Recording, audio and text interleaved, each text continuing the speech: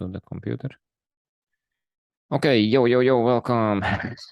Hey, Alex, it's been a while. Hello. We've not talked, I Yeah, think, for it's a been a couple of while. weeks, right? Holiday time. Yeah, summer break for both of us. I think it was needed, and and yeah, it was great. Yeah, I'm feeling good, feeling rested and ready Mhm. to go back and do some stuff. Mhm. Listen, for today's episode, I wanted to chat with you. I recently had some sort of experience or struggles, or I just started to think about it more thoughtfully, Mhm. and it's regards to like deep work and focused work. Because like what I have noticed, like usually my day is the core working time is split. I would say I have like two sessions Mhm. of around 3 hour sessions, practically, maybe a bit more, but so in total like around 6 hours, but they are split in two parts, Yeah. one like very early in the morning and another one like after lunch. And what I've noticed is like I have this 3 hour session, and most of the time I'm like first 1 hour, 1.5 hours, sometimes even more, like I'm kind of dabbling and trying to get things going, and Mm. nothing's really like kind of pushing, and you're just, I don't know, it's just sloppy work. And then somehow, I don't know, at some point, if I have made the intention kind of to work on something specific, and if I kind of keep pushing, I don't know, later after like 1.5 hours or so, some sort of like magic starts to happen. And I really feel this, sense of, flow Mm. state. People have talked about this quite a lot. And it's a very cool feeling. And you really feel that it's extremely productive and nice. And yeah, that's kind of my experience. I'm curious kind of to hear how do you deal with this, and actually like by experiencing this and thinking about this, I started to research a bit like about all this flow thingy thing and whatnot. And I Mm. remembered actually one YouTube video from Mediavella where he had some sort of guest who is like Mm. researcher of the flow state and just pretty much doing it for his whole life. And yeah, he mentioned some interesting things and so on. And I'll maybe mention later down the line what I found That's cool. from his research and suggestions. But maybe you can share a bit kind of your experience with this. Have you thought about it, or you're just like whatever, winging it Yes. as we as we tend to do? No. Yes, I do because, um, I mean, when you work for yourself, it's harder because in a sense there is no one telling you like now it's the time you need to work, now it's the time you need to rest. So it's kind of like you can work whenever you want, but at the same time, hey, that's my dog. That's a blessing and that's a curse at the same time, right? So for me, I think it's similar to you. I have like a lot of trouble getting into the zone. It takes me like a long time to do that actually. So I think when I turn on my computer, I'm like, okay, let's do this thing. I need to do this task. But then I find myself like, reading this other thing or like thinking about this other thing. Oh, I just came up with this idea. Instead of doing the thing, I just try kind of procrastinate around it until, I finally get like, okay, now it's the time. And then I get like half an hour or maybe 1 hour of focus work. So I guess that it's similar to you. But like one thing that has been like a huge revelation for me, and this actually happened like last week, was that the earliest I start to work, so earliest in the morning, the more focused I am. I just discovered that I'm like a super morning person. So right now here in Spain, it's almost 2 p.m. I've stopped working like 1 hour ago because like my brain doesn't work anymore. Like I'm not able to write, I'm not able to think, I'm not able to do anything. I just realized that I was sitting in front of the computer like this without doing anything. And I'm like, but the other day I started working because we had to go somewhere else like later at 9 a.m. or 10 a.m. So I started working at, I think it was 7 a.m. And I did like 1 hour and a half of work, and it was amazing. I did like practically all my work for the day in like 1 hour and a half. So I'm just thinking that maybe I should just wake up at 6 a.m. every day, work until 9 a.m. and then, just have like a regular day or whatever. Yeah, that's So that's a that's very that's a very good point about the mornings, because I'm a morning person as well. Like for quite a while, I would say for almost a year, I was like previously I was like the super early morning, like 4:30, Jocko Willing, crazy crazy ass morning routine. Oof. Because but it was fine because I went to bed again like at 9:30, so I get those Mhm. necessary hours of sleep. Yeah. I feel really really good. And now actually when I got back from my vacation, somehow our like kids' schedules started to change a bit, and now I feel that the nights are not that crazy, and I can go back to the early mornings as well. And I have that I've done that since I've kind of got back from vacations for around a week or two, and yeah, I can definitely testify to that like from 4:30 until like 7:30 or 8, not 7:30, around like 8ish, I'm really, it's, I don't know, I always measure that like at the end of the day your willpower is like completely drained, and it's easy to Yeah. fall for like procrastination, those type of stuff. But when I wake up in the morning, if I wake up, I have my coffee, like my willpower is huge, and I can really push myself to do the things that are must. And that definitely is a thing for me as well. So that's a good point. But yeah, it's I know a lot of people struggle with the early mornings, and I think it's not for everyone. I definitely seen No, friends, and definitely I've not. heard that a lot of people are night owls, and they can like crash. Yeah, I actually spoke with someone. I can't remember who it was, but we just talked about something like this. And it was my cousin, because he lives in Barcelona, and he came back for holiday. And I was talking to him about his work, and he works as a journalist, so he needs to write a lot and stuff like that. And he basically told me that I'm 100% unable to work during the day.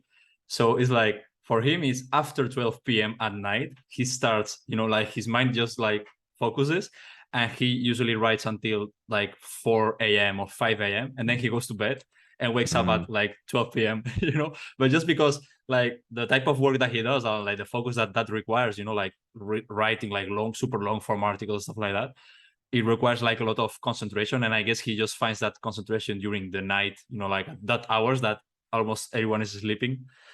So it was curious for me to understand, someone was totally the opposite from me. Like for me, the earliest it's the better. For him, it was like the latest at night, the better. So yeah. Yeah, that's it's a valid point, and I think definitely it's varies from people to people, person to person. I guess that's correct. Yeah, yeah. I don't know. Maybe I can share a couple of things which I found interesting in that video, and I'll maybe, I don't know, link it below, or you can later, if you want to see the full video. It's like Matt Diavella flow state or something, and you'll be able to find it on YouTube. But basically, the guy who like researched this thing a lot, it was very interesting that he shared like what he found it fascinating, because bottom line, when you get into the flow state, you just get more done. You are like many X's more time productive and all that good stuff. And what he find very, very interesting was like back in the days, which was, I don't know, maybe some 20 years ago, when like extreme sports really accelerated. He found it extremely interesting that these like random people who are like just bunch of youngsters who are whatever, smoking weed, drinking beers, are constantly pushing the boundaries of like what is possible, doing these insane like backflips on motorbikes and whatnot, and just like pushing the boundaries constantly, and just reinventing the wheel all the time, and making new amazing tricks which a lot of people thought were never possible.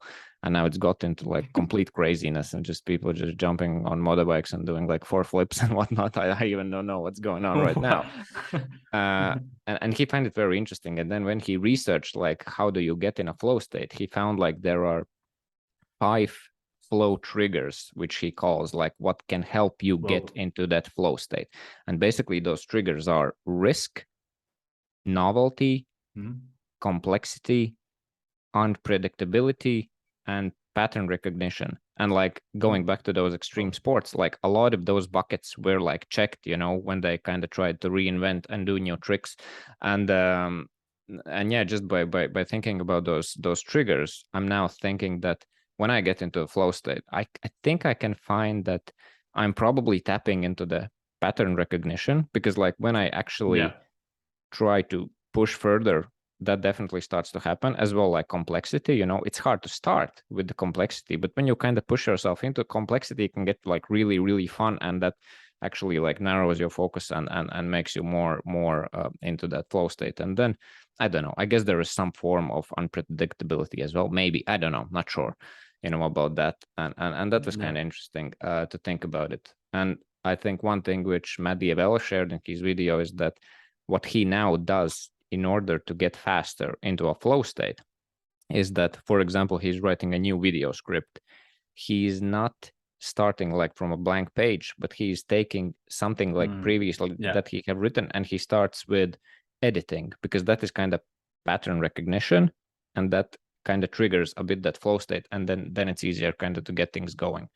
I guess another interesting insight was that other guy said that in order to get into a flow state, what he does, and this is very, I think, controversial thing, because a lot of people disagree with this, is like he often goes to like different coffee shops and works from very different places all the time, and that triggers the novelty, and that kind of helps him get into a flow state as well. I think I can relate to that, because I really like to work like all over the house. I have a laptop, so I work like outside, inside, in the kitchen, in my workplace, and so on. So that's another interesting insight. I'm just those are my findings. Those are my kind of feelings around this, but I'll think about this more when I kind of that's super work and try to. It's super interesting. Like when you mentioned the novelty thing, it reminded me of when I was back in college, back in the university, a long time ago already. When I had to study, like really study, like for something, I remember that instead of doing it in my own room, I was going to the library, because that was like, I was surrounded by people who were doing the same, but I guess the novelty of the environment and everything, it was so much easier for me to focus than at home, So, I guess that's a lot of truth in that too. So 100% reminded me of that. The only one that I have not much clear is like the risk one. So I don't know how that, I guess it's like that your body enters like in a state of alert or something like that, I guess. Probably something chemical going on in your brain or something like that.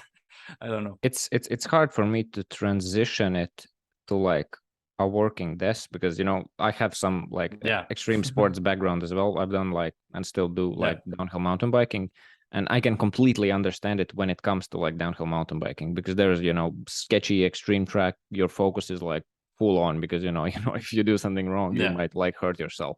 So that really works there. I'm not sure how to. I guess it can be some sort of I guess accountability, when a deadline comes, and if you have some skin in the game, money is on the line or something like that, I think it triggers some sort of risk as well, and then you start to focus. It's the funny video, if you have seen it, that from whatever, I'll share it with you, but those are just hilarious, where there is this whatever, never mind. But so I think there might be some aspects from risk in terms of deadlines and accountability, maybe. I also got reminded, because I like this year that I moved back to my hometown, I started playing basketball again, and I joined the team here from, and we play like competitive matches, like real matches, like with a referee and with audience, and stuff like that. And the thing is, like, these people can be like really loud, actually, especially like when we play outside of home, we play like in another place. They want their team to win, so every time that you miss or they make something, they shout a lot. They even like say bad stuff to you, But when you are actually playing, when you're like in the game, you kind of don't hear any of that. Like they can be shouting, they can do anything, but like you are actually focused on the game. Like you're just like, okay, where's the ball? Where's like the guy that I need to defend or whatever, So I guess that's also some sort of flow state, not that related to work, but it's like flow state to what I'm doing. And it's an environment that you are actually it's not like a risk environment, but it's like an alert environment somehow. So yeah, that's definitely something there too on the flow state. Yeah. Good stuff. Do you have anything else to this? I don't think I have. No. Okay. No, if anyone has a secret to enter the flow state in 2 minutes, let us know. Yeah, definitely. Because it's super hard. It is hard. It is hard, but I really like. I think I'll maybe put somewhere where I can see those flow triggers: risk, novelty, complexity, unpredictability, like pattern recognition, and just I guess all of us can think about how we can tap and do more of those things, and that kind of can trigger the magical flow state. Yeah. Okay. Definitely. That's the episode. Cheers, everybody.